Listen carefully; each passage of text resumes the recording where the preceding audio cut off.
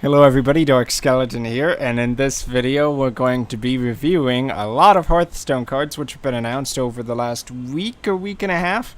So we're starting from Kabalist and working up to all of the cards that have been reviewed or announced since then. So Kabalist is a 4 mana 3/3 add a random potion card to your hand. Overall, I think this is going to be pretty strong. They announced one weak potion, which is the Bloodfire potion, +3 attack and then +3 health if it's a demon for 3 mana. Obviously terrible for anything non-warlock. But all the other potions are actually pretty strong, and there's two big AoE 6-cost cards in here. So it's like 4 mana 3/3 with a very good chance of drawing a very powerful AoE. So if you're playing basically as they intend you to be playing with these Mage, Priest, and Warlock decks, something of a Reno control deck, that's going to be a good card. Okay, so let's dive into that post over there. Two more cards announced with that, Volcanic Potion and Abyssal Enforcer. Volcanic Potion, deal 2 damage to all minions. Abyssal Enforcer, deal 3 damage to all characters, and it's a 7 mana 6/6. So Volcanic Potion, as a 3 mana spell, is kind of okay. In a lot of ways, it's like Arcane Explosion that you just tapped one more mana, one more spell damage onto. I mean, that's exactly what it... No, actually, it's not like that. It hits your own minions too, so it's worse than a 2 damage Arcane Explosion. And because of that, it's kind of hard to say, wow, this is a super great auto-include. But I guess in control decks, it's kind of a decent Demon Wrath style card. And if you're really struggling against Shamans, it could be okay in Mage. But I think more often than not, you're just going to get that as an okay card off of the Kabalist. As a potion, an AoE that you can grab, it's still decent. It's like not an amazing card, but it's still a card you wouldn't mind having, especially if you're trying to control the board. Abyssal Enforcer, I think, is a really strong card for any kind of Reno lock. First off, you get a Hellfire, and then you go and throw on a 6/6 for 3 more mana, which is basically the comparison everybody's been making for it. Going to be really strong in Arena, and probably really strong in Constructed too. Obviously, you don't put it in a Zoo deck, but yeah, Reno locks, Abyssal Enforcer, I think I would almost 100% put that in. It's really good. Okay, next up, Inkmaster Solia and the Cabal Lackey. So Inkmaster Solia is a 7 mana 5/5, and if you are basically playing a Reno deck, or your deck has no more duplicates in it, the next spell you cast costs 0. So you play a 5/5, and then you get a Flame Strike or Firelands Portal for free.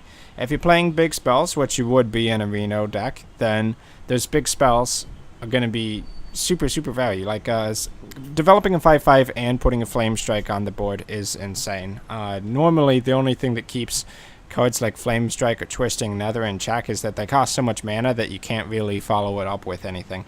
But now you can, because Inkmaster Solia, and even if you play it with like a Fireball, it would still be like 3 mana 5/5 and then 4 mana for the Fireball in a way. So any deck that plays big spells is going to be pretty good with Inkmaster Solia, for sure. Next up, Cabal Lackey.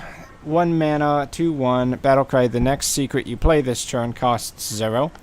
It looks really strong. I think it's worth experimenting with, but I originally thought that Kirintor Mage would also be strong. That's a 3 mana 4/3, Battlecry. The next secret you play this turn costs 0.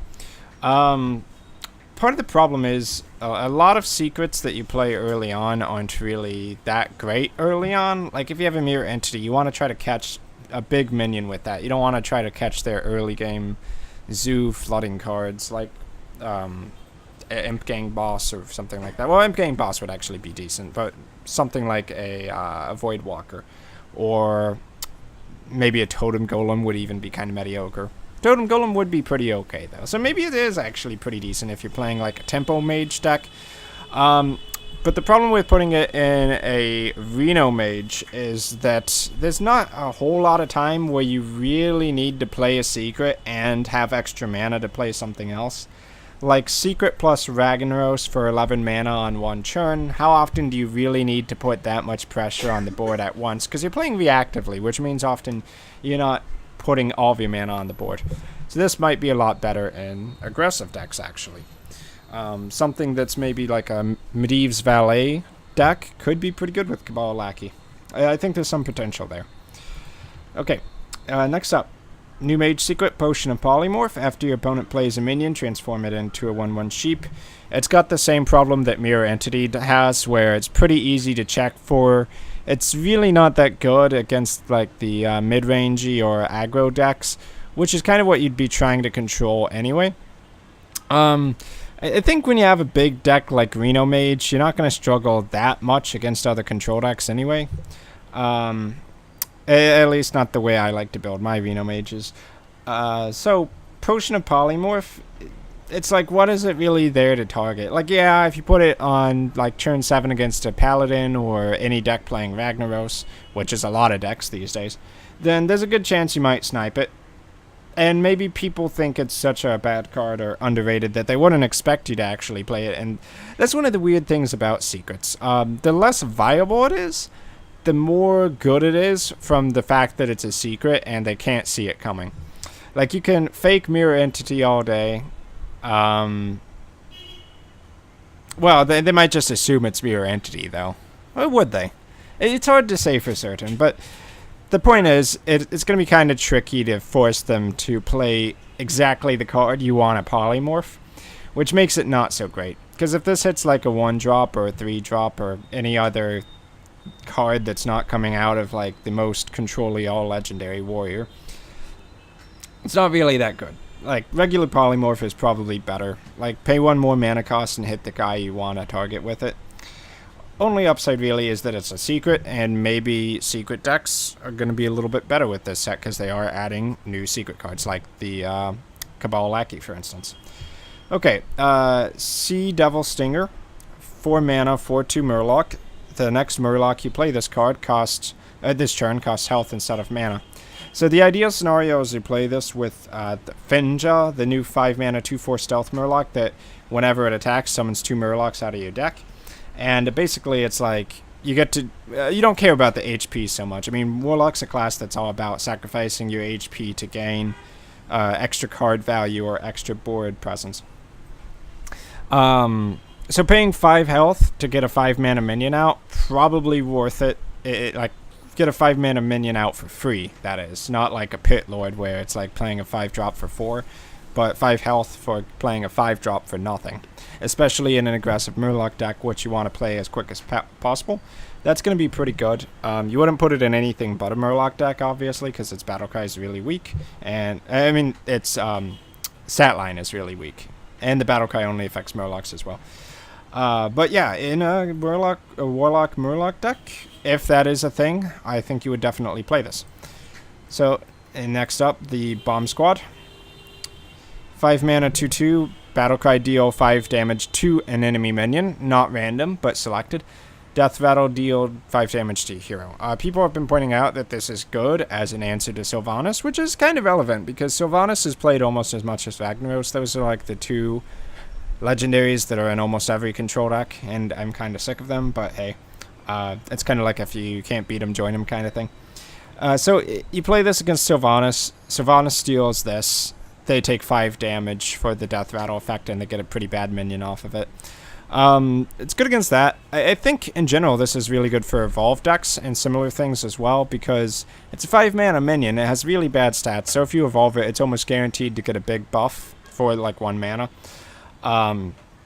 So that's solid, and it has an insane battle cry, so you kind of like playing a 5 mana, maybe more like a 4 mana spell, and then for 1 more mana, you're gaining like a 6-drop, or an average 6-drop. So like, let's just say a 5 mana of value there. So for basically 6 mana, you get about like what, 8, 9 mana, something like that, and that's just assuming you have no other minions on the board before you do the evolve. You can also return it to your hand with a Brewmaster or a Shadow Step, and I think that's actually pretty solid. So if you're playing those kind of Battlecry decks that specialize in that kind of thing, which I probably will try, I think Bomb Squad's actually kind of underrated. Really good in Arena, though, but probably playable and constructed, too. Okay, next page.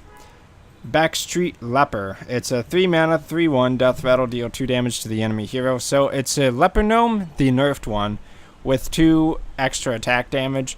It's pretty much terrible because you could play this, or you could play a Wolf Rider that's going to hit the face for 3 on the turn you play it, which is already better than dealing 2 damage when this death rattles, assuming that it gets the chance to death rattle. I mean, it could get silenced or anything like that. Only upside is that it goes through taunts, but you would never put a 3 mana card this week into your deck. It would have to have something very powerful like Charge. And, you know, even Wolf Rider, it's not played anymore, even in aggro decks, really, like hyper aggro decks. So, it's just not going to see play, and it's really, really, really bad in Arena, too, because it's a 1 health minion for 3. Just pretty terrible. Blood Fury Potion, we mentioned that earlier. It's one of the potions you can get out of that Cabal Alchemist or whatever it's called. It's weak when you don't have a demon. When you have a demon, it's pretty decent. It's kind of like a 3 mana Blessing of Kings. Plus 3 attack for 3 mana is really bad. I guess you're playing those kind of Reno decks, there's probably an opportunity for you to get that trade value in where, yeah, you pay 3 mana, it's not efficient, but the 3 extra attack damage allows you to trade up with something, and it still can be useful. It's just not very good. Like, you'd rather get any of the other potions in most cases. But for Warlock specifically, it's pretty decent. You're probably going to put at least a few demons in your deck, Imp Gang Boss, for instance. So odds of you getting a +3/+3 buff for 3 mana, very likely. And Blessing of Kings is almost good. I mean, it is pretty good. It's just not really seen in all the Paladin decks like a true Silver Champion is. Okay, Fellfire Potion. So this is one of those big AoEs you can get out of the random potion draw. Deal 5 damage to all characters. Obviously, that's really strong. Hits dragons as well, unlike the priest version of the spell. The downside as a warlock is that it damages you as well. You only have so much life to play around with, and if you're playing cards like Abyssal Enforcer, Hellfire, Pit Lord, that's a joke, no one's going to play Pit Lord, then that's dealing a lot of damage to yourself. So you probably need Reno Jackson or cards like that in your deck, but because you are playing those kind of Kazakus decks, which require you to have one of each card, of course you're playing Reno, so you might actually have the healing to really justify these kind of cards, and you might not take as much damage as you would have in previous patches because you have more AoE to keep the board clean.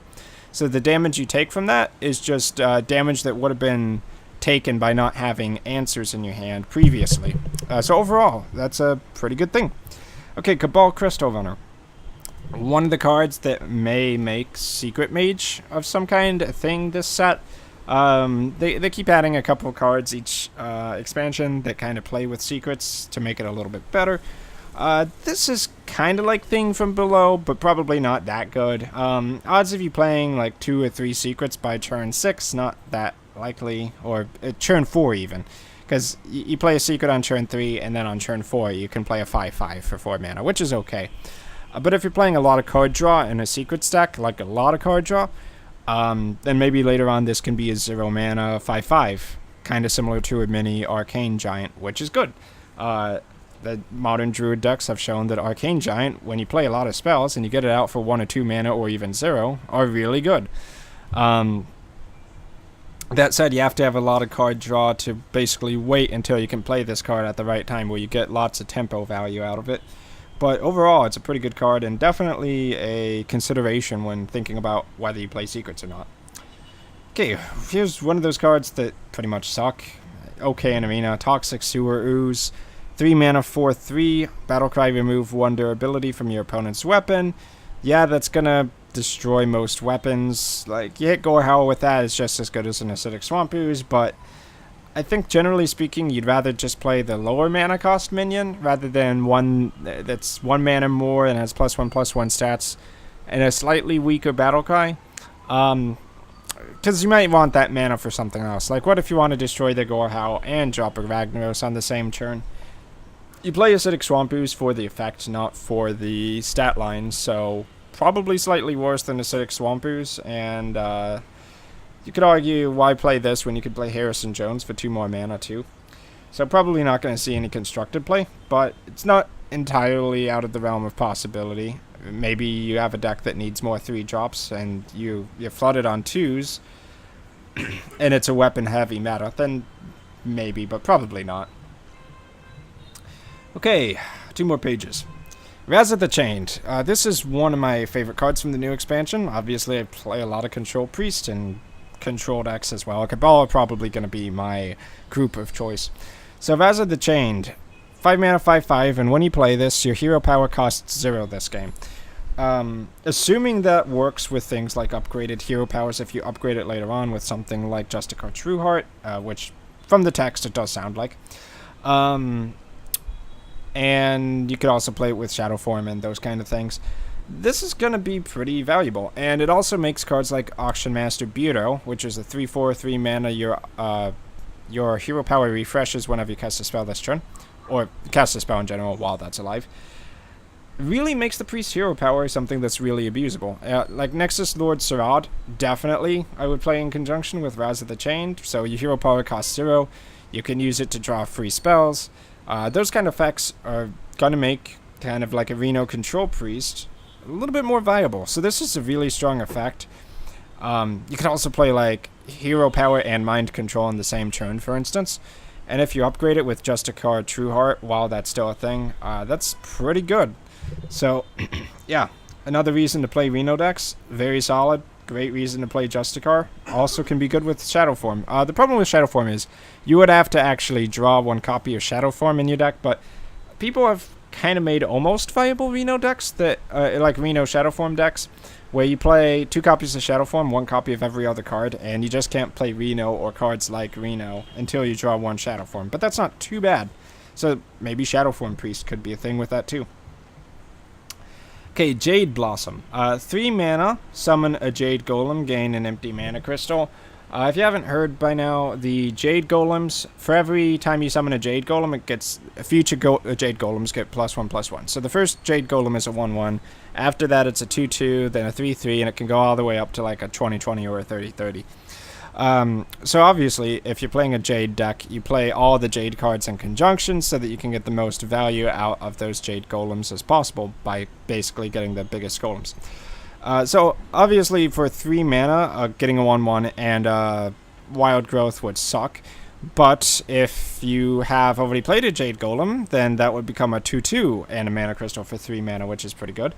Or if you have basically 2 Jade Golems already played, it becomes 3/3 and an empty mana crystal. And you can see how, as you grow that Jade Golem, the effects become more and more ridiculous. So the Jade effects are basically specific to Shaman, Druid, and Rogue, and if they choose to play that playstyle, it's a very inevitable way to win, because eventually those Jade Golems are going to be so big that your opponent, even if they're like a Control Priest, are going to just run out of stuff, in theory anyway.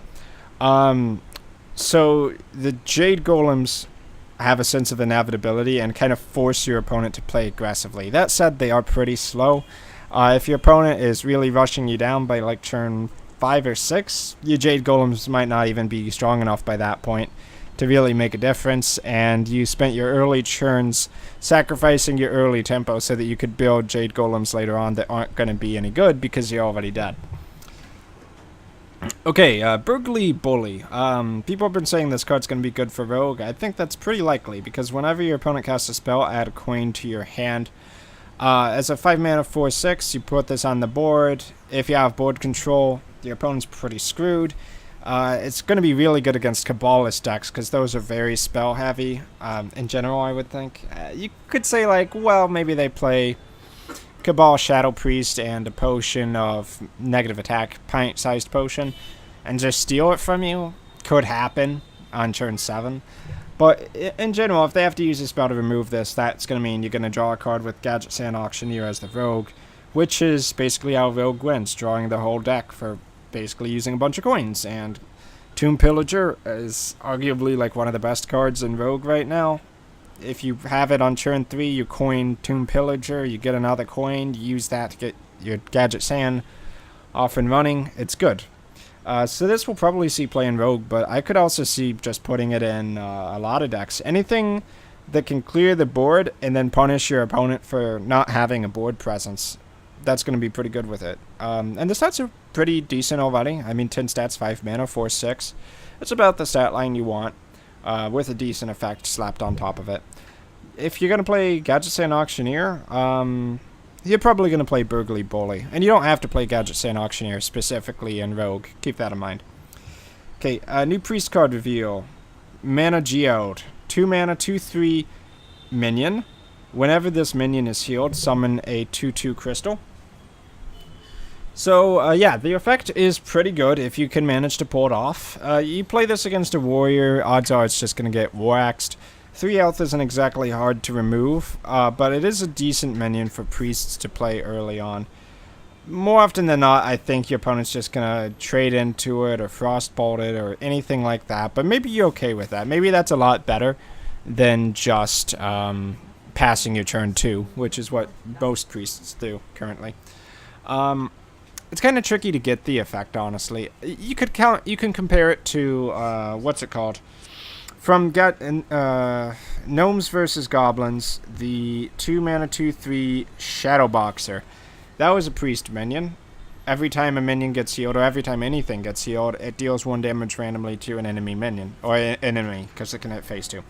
That didn't really see play. I tried to play around with it sometimes, and it's not bad. If you were playing like a Holy Champion deck in Wild or something like that, it's got some potential.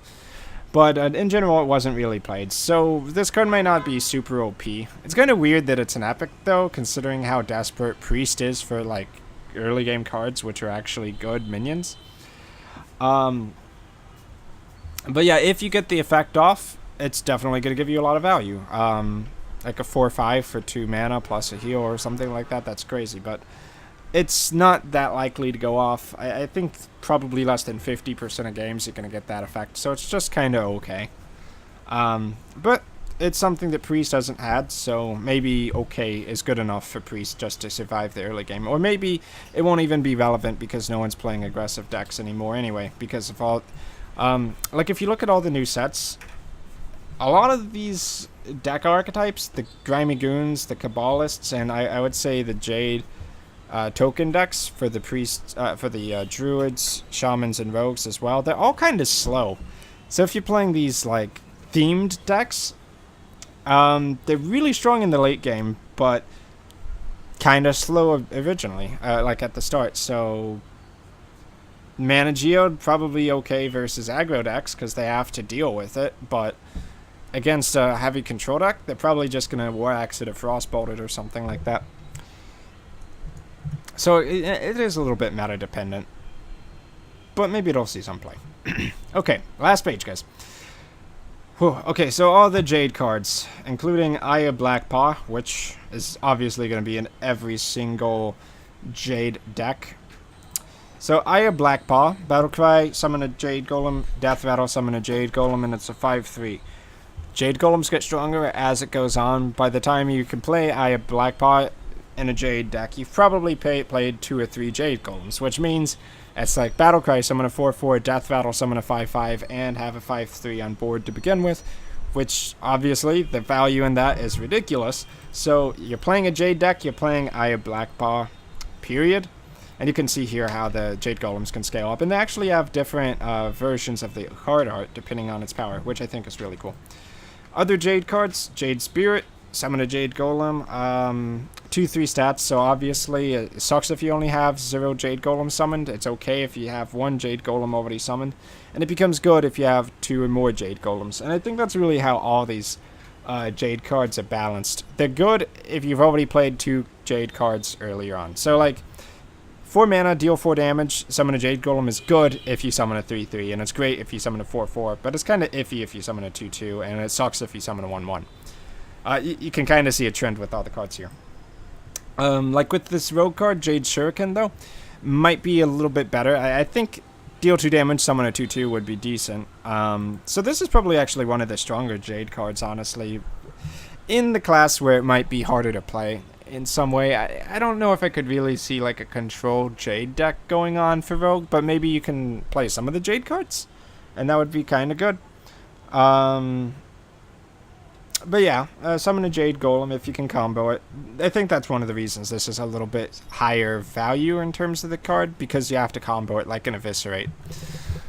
So yeah, if you're playing the Jade deck, obviously you're playing Jade cards. Are Jade cards going to be good? Probably. I mean, it's kind of the whole theme behind these, I can't remember the name of this app, but the Rogue, the Shaman, and the Druid hybrid cards, they seem to all be about summoning these Jade Golems, so they wouldn't release a mechanic that was just completely garbage, unless they intend, well, I mean, yeah, they wouldn't release it because they intend for people to play with it. They intend for Paladins, Warriors, and Hunters to play the Grimy Goon cards. Otherwise, it's like, well, that was a waste of an expansion.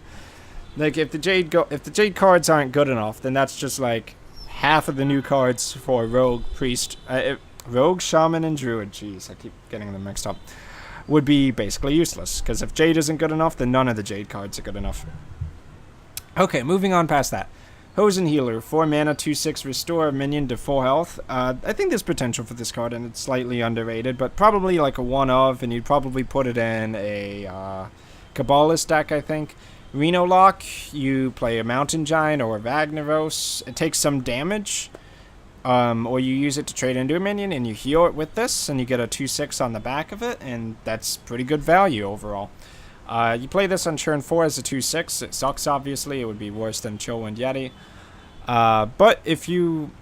And I think Trump was pointing this out earlier. If you play 3 mana cards like the Fell Orc that takes damage every single turn, which becomes a 3/5 on the following turn that you play it, and then after that it takes more damage after that, or an Injured Blade Master, you can follow that up on turn 4 with Hosen Healer and get some good health value out of that. So it might actually be pretty okay in something like Priest, or you might just put those cards in a Warlock deck for some reason, and maybe play Hosen Healer.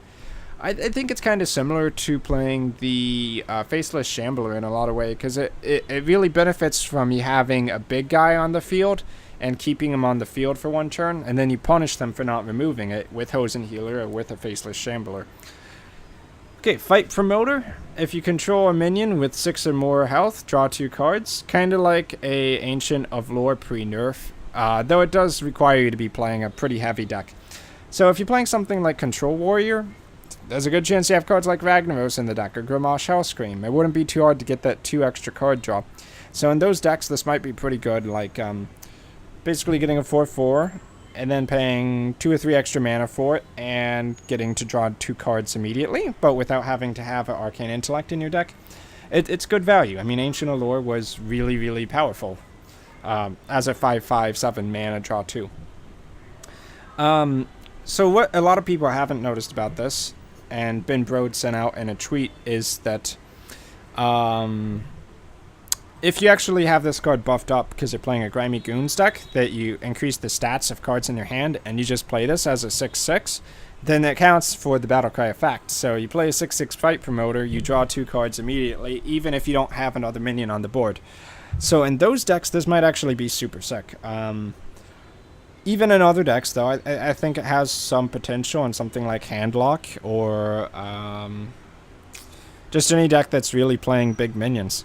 But kind of requires some play testing to know for sure. But I do like the mechanic where you make it a 6/6, and then it becomes really good in Grimy Goons decks. That might actually be a huge threat, because like aggressive deck that really puts on a lot of pressure, or a tempo-based deck that gets a lot of extra card draw, is hard to stop. For instance, Mid-Range Shaman. Okay, we got some more cards still. Jade Swarmer. 2 mana, 1/1. It's a Jade Golem card. Stealth, Death Rattle, summon a Jade Golem. Like most of the Jade cards, if you only have one Jade Golem that's been summoned so far, it becomes a 2/2 Jade Golem, and 1/1 that summons a 2/2 is just kind of iffy. But if you have played 2 Jade Golem cards, then it becomes a 1/1 that summons a 3/3, which is really good. More Jade cards than that, and it becomes ridiculous, like a 1/1 that summons a 5/5 for 2 mana, so on and so forth. The stealth I don't think is incredibly relevant. The only thing that's really good about that is that your priest opponents can't steal it with like a Shadow Madness, which actually might be kind of relevant. Because if your opponent can steal your Death Rattle cards that summon Jade Golems, that kind of ruins your whole plan. So yeah, I guess in some ways that's not too bad. Also, Makes it so that you can use this in conjunction with rogue daggers to kill anything with 2 health. Pretty much guaranteed because they can't just ping it off with a fire blast or anything like that. So it's not too bad as a stealth minion. But yeah, requires you to play the Jade Golem deck. Are Jade Golems good? Then Jade Swarmer's good. If Jade Golems aren't that good, then it's not a card that you're going to play. Okay, Devolve and then Jade Idol. Devolve transform all enemy minions into random ones that cost less. Some people have been saying this is kind of OP. I don't think it's that OP because there's still minions on the board. So you're using 2 mana, but it's not really a board clear. Yes, like the Ragnaros becomes a 7-drop. So maybe you drop Ragnaros' power by like 2/2 stats. And that's not bad. I mean, that's definitely pretty value for 2 mana. Especially if you're hitting multiple targets. Yeah, I mean, or you could just play Hex, or you could just play Lightning Storm. Is there really a point to playing Devolve? I think there is. And that's when people are playing way too many N'Zoth decks, because this gets rid of all those death battles you don't want to deal with. That's also one of the reasons Hex is so great. I mean, particularly in Wild. This will be really good in Wild, because it will just destroy all of those N'Zoth decks. Finally. But yeah, it's like a mini Hex. If you have another card to play in conjunction with this, it might be good. Like, you get rid of the Canned Bloodhoof's Death Battle effect, and you drop it down to like a 3 or 4 health minion, and then you Lightning Storm. Might be pretty decent, assuming you hit multiple targets with both of them. Or you could just Stormcrack or something like that. It's worth considering. I think if you do play this even in Wild, it's going to be more of a one instance of it in your deck, because 2 Devolves and 2 Hexes seems just overkill. But it's pretty nice. It's a good answer to cards like N'Zoth. Preferably you play it before they play N'Zoth. You destroy the death rattle so that N'Zoth doesn't do anything, rather than playing this on a board with N'Zoth on it. Because, I mean, remember, N'Zoth -1 is still a 9-drop. Or, actually, yeah, of course there are 9-drops in the game. But yeah, I wonder what happens if you try to transform like a 12-drop into an 11-drop. Do they just become the 12-drop again, or it just doesn't do anything to them? Not totally certain there. But yeah, it's a card with some potential. Good against death rattles, which, honestly, the game maybe needs a little bit more of. Jade Idol. Choose 1, summon a Jade Golem, or shuffle 3 copies of this card into your deck. So, people have been saying this is like the best card ever. It's good. It's kind of like Raven Idol. I think it's more in the power level of Raven Idol, honestly. Because the only time that summoning 3 extra copies of putting 3 extra copies of it in your deck is going to be super amazing is at the end of the game. Think of Gang Up. Gang Up was 2 mana, put 3 copies of any minion in your deck, and it could even be your opponent's minions, and that card just isn't played at all, unless you're playing a mill rogue, so that you don't mill yourself. Yes, though, if you play Jade Idol in your deck, you theoretically win any fatigue game, because you can always shuffle more copies of Jade Idol into your deck. Infinite copies of Jade Idol, so you can have infinite Jade Golem. The problem is you have to survive long enough to draw all of those Jade Idols and to play them all. And if playing cheesy fatigue decks have taught me anything, it's that it's a lot of effort for not a lot of gang, and then the mid-range decks still stomp all over you. If you try to play that kind of greedy crap against mid-range Shaman or a well-put-together Hunter deck, you're probably just going to get rolled over. And Grimy Goons are going to be all about rolling people over.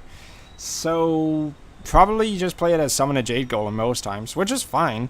I mean, Summon a Jade Golem is a pretty good effect if you're playing a Jade deck. Like, it could easily become, you draw it later on, 1 mana, summon a 6/6 or a 5/5, and that's insanely powerful. It is a good card to play with Gadgetzan Auctioneer, worth noting. If you play it really late on, you could Jade Idol into Jade Idol into Jade Idol into Jade Idol, and add like 12 copies of Jade Idol into your deck, and then summon a Jade Idol with your last one. That'll be really good. In that insanely late game theoretical scenario versus the Control Warrior or something like that. But yeah, in most cases it's just 1 mana, summon a Jade Golem, which is powerful in the Jade Golem deck, and is pretty much the only thing you would use that for.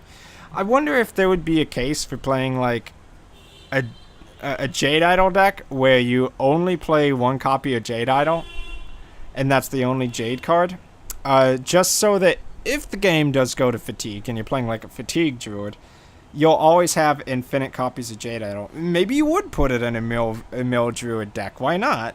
Because then you have infinite copies of Jade Idol in your deck, and you can't mill yourself. That might be a thing. Or maybe you just play a mill Jade deck to begin with. I don't know. But yeah, it's a pretty good card, but it's not like insane. It's like insane in the same way that any 10 drop is insane. Yeah, it's like really powerful if you get to that point, but good luck surviving. Okay, 3 more cards? Yeah, 3 more cards. Con the Finishers, new Shaman card. Summon 4 Murlocs. The way you should probably look at this is not 4 mana summon 4 1/1s, but basically put 4 1/1s on the board for free, and then you should play your what's that one card? +2/+2 to all cards on the board. Let me take a look for that. Shaman Murloc spell. You guys probably know which one I'm talking about. Okay, so there's a 7 mana spell. You can look up the name later. It costs 1 less for each Murloc on the board. Give all of your minions +2/+2. So if you play this, you obviously take 4 mana off of that +2/+2 spell. Which means if you have like 1 or 2 Murlocs on the board already, then it's like turn 5 or 6. 5 or 6 Murlocs on the board, and they're all buffed a lot, which is really good. So that actually makes Shaman Murloc worth considering, I think. Obviously, it's pretty good with a Murloc War Leader or a Cold Light Seer as well. Basically taking those 1/1s and giving them additional stats. Like all Murloc crap, though, pretty weak to AoE. But yeah, if you can play this, call in the Finishers, and then you buff them all up with the +2/+2, and they don't have an answer to it, they're pretty much dead. So I think the name of this is pretty aptly named. Because if you have those 2 card combos, the opponent might be finished. Okay, Jade Behemoth. 6 mana, 3/6 taunt. Battlecry, summon a Jade Golem. If you were looking at the stat value of this card, you would probably expect about that on a 5-drop. Yeah, I mean, it would be a weak 5-drop still, because for 5 mana you can get a Druid of the Claw in Bear form, which is a 4/6 taunt. It also has the flexibility of going charge form. So this is slightly weaker than that, and 1 more mana, but summon a Jade Golem. Obviously, the minimum stat value is going to be a 4/7, effectively, because if it's the first Jade card, then that's a 1/1. Everything after that, it would become like a 5/8, a 6/9, a 7/10, ridiculous stat values. So in a Jade deck, this is really powerful. Also helps you play that inevitable style where you're trying to survive until your Jade Golems get big, because it is a pretty decent body in the way of things. If you're ramping things out, which you would be because you're a Druid, then you're probably playing this at about the same time that they're playing 4 drops. So it can test the board well enough, and it puts a Jade Golem token into play, which makes all future Jade Golems good. So this is a good Jade card, if Jades are good. And I do think the Jade Golem synergy is going to be pretty impactful on the meta, this set. So solid card. And last one, my voice is dying. New Shaman card reveal, Jinyu Water Speaker. 3/6 for 4 mana, overload 1, Battlecry, restore 6 health. Since it's an overload card, you can really look at it as like a 4.5 or 5 cost card. Where 3/6 is weak stats, but Battlecry restores 6 health, which is also targeted at a minion, is a pretty powerful effect. So this is pretty comparable to Anti-Keelbot, obviously. It's got way better stats. 3 extra health makes a big difference. The stat line on this is actually pretty solid for a 4 mana minion. And then restore 6 health for 1 mana is a powerful effect, especially when you can apply it to any other minion or hero, and you don't have to use an entire card for it like you do with Holy Light, 2 mana Paladin spell. So I think this is going to be really good for control shamans. And I guess you would be arguing, well, you could play the Jade Golem deck, because that's what the new set is all about. You could also just say, well, you're playing a pretty regular shaman that just happens to play control, and you use this instead of 2 copies of Healing Wave, and that might be a good thing. Like, you combine this with Halazeel, and you might have plenty of healing to survive as the shaman. So overall, pretty solid card. I think it's definitely going to see play. If you're not playing a super board tempo heavy deck, you're playing a control shaman, this is going to be a card you want in your deck, definitely. Okay, so that's it for all of the Hearthstone cards to date. I know I was a little bit late on reviewing all of these, but hopefully you guys enjoyed my thoughts and opinions about the new cards. So that's going to be it for part 6 of my card review for Mean Streets of Gadgetzan. Thanks for watching, I've been Dark Skeleton, and I'll catch you all in my future videos.